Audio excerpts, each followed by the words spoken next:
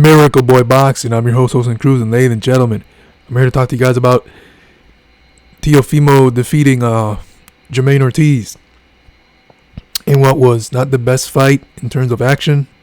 It was more of a boxing match, if you will. More of a boxing match for Jamaine Ortiz, because throughout the fight, those of you that saw it, pretty sure we all did, Teofimo was the bull, Ortiz the matador.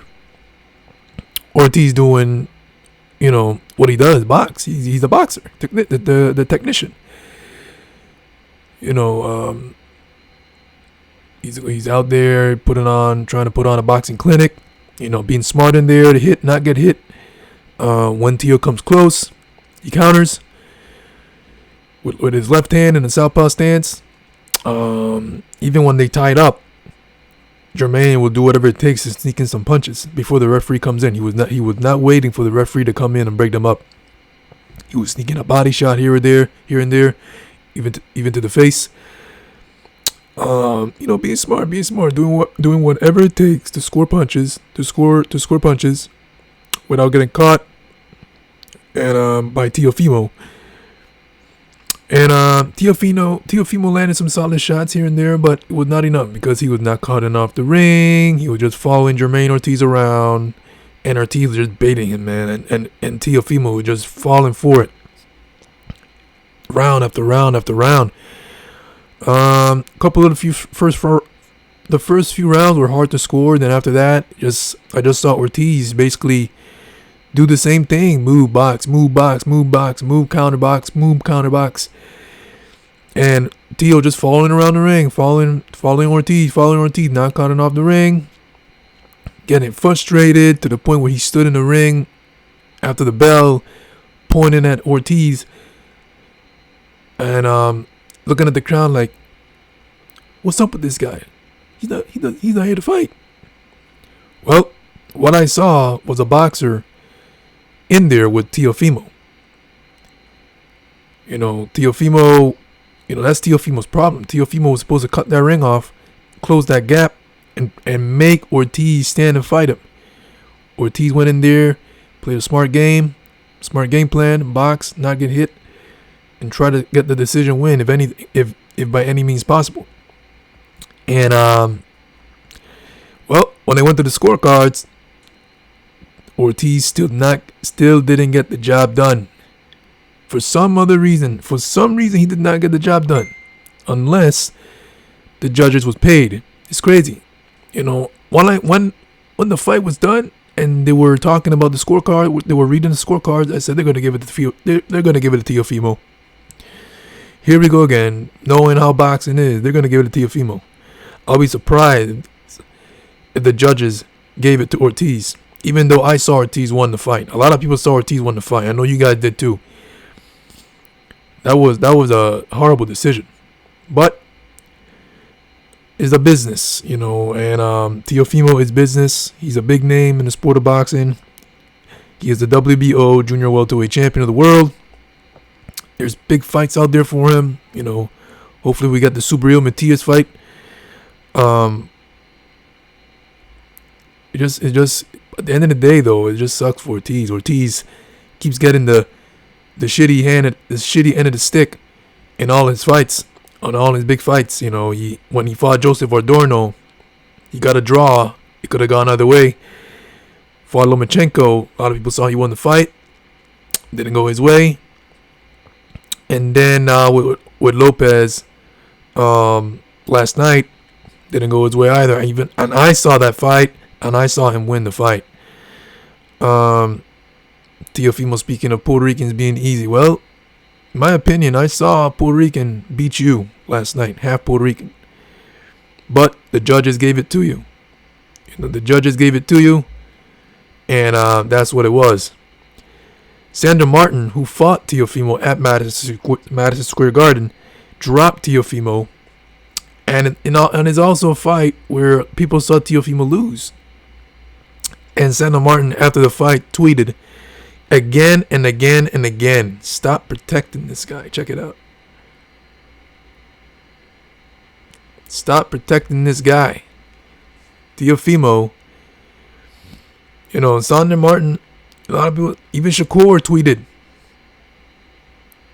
during the fight. I think it was like in the 11th round or something like that. He tweeted, Teofimo looks frustrated. He's losing the fight. And that's what it was. So Teofimo, you know, got a gifted decision. I don't care what no one says. He got a gifted decision. He's the bigger name, so they're going to give it to him. Ortiz. And it's crazy because I was saying that Lopez is going to need a knockout to win this fight. So now that the judges agreed on the scorecards, just based on the scorecards and what the judges gave, I said to myself, Ortiz needed a knockout to win in order for him to beat Lopez, because the judges already had their mind made up already. It's crazy. So after the fight, Ortiz said he thought he won the fight, and I agree. It is what it is. Lopez now, you know, who do you want next? Man, give me everybody. Give me anybody. I'm here to fight. I'm a fighter. I want to fight the big names. I want to fight the best names. No one wants to fight me. No one wants to fight me. No one wants to fight me. Well, I got a man right behind to my left named Subriel Matias, who's holding an IBF title at 140 pounds. He's screaming to Teofimo, not saying, screaming to Teofimo, come fight me. Come fight me. Even to the point where Subriel Matias came out with another call-out video. I'll show you guys in a second. Where is that video? Oh, there it is. 1 second, let me put it up. Teofimo, saludo, papá. Bendiciones, campeón. This was before the fight. Éxito hoy, que la tienes apretada.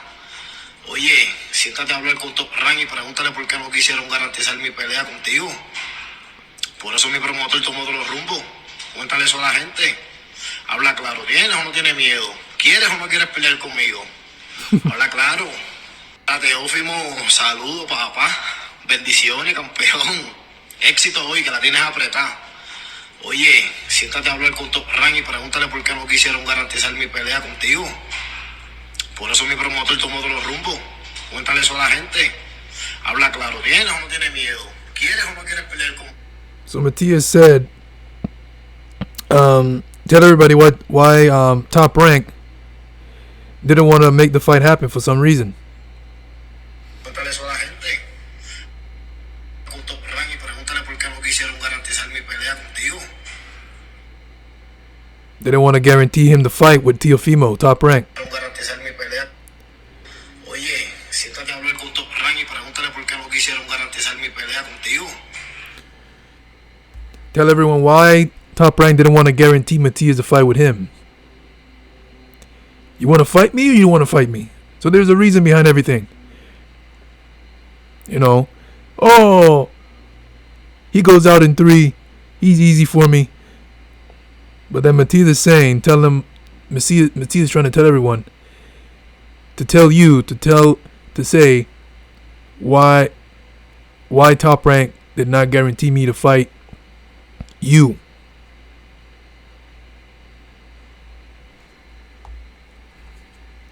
So everything is for a reason, man. Teofimo, so do you want to fight me or you don't want to fight me? No one wants to fight me, and he's saying in his post-fight interview, no one wants to fight me. But then you got Subriel Matias, who's anxious and eager to fight you, who wants to smoke. But then you know, you're not even mentioning his name in all your post-fight conferences, interviews.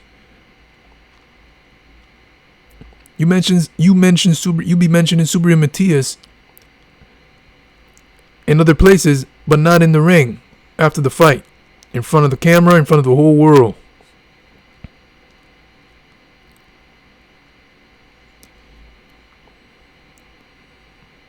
I don't know, man.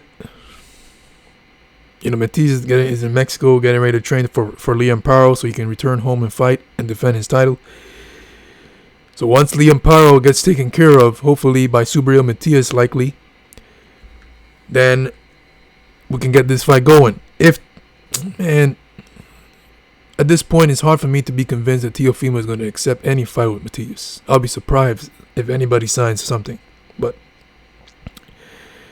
even Keyshawn Davis, who has joined the party of not calling out Subriel Matias, he was like, after he made Pedraza drop to 135, who he hasn't fought there since 2019. He did not accept to fight Pedraza at 140, but here he is beating Pedraza now 135, and then now calling out Teofimo so that he can go up and fight Teofimo for his world title. So you make Pedraza drop from 140 to 35 since 2019. Because you didn't want to accept the 140-pound weight limit. You didn't want to go up, but you're willing to go up for Teofimo. That makes any damn sense? Look at that. He took advantage of Pedraza. That's to come. I don't really give him the credit of beating Pedraza. Yes, he did excellent. He made it. He did that shit easy. But Pedraza is to blame too. He went in there and did not fight his style. He did not use his lateral movements, the angles, the boxing. He did not made it. He could have made that fight a little bit more easy. Not saying he would have won it, but he would have made it more difficult for Keyshawn. Because Pedraza was coming forward and just falling into Keyshawn's trap, giving Keyshawn what he wants. An inside close range fight. That's why Pedraza was getting busted up with combinations to the head and body. But it is what it is. So Keyshawn called out Teofimo. Let's get it on straight to Teofimo. Even though Keyshawn hasn't really proven anything yet, even though he just beat Pedraza. But come on. Pedraza is no longer the same fighter. He went down to 135. It is what it is. But let's go for Teofimo straight up, right out the gate.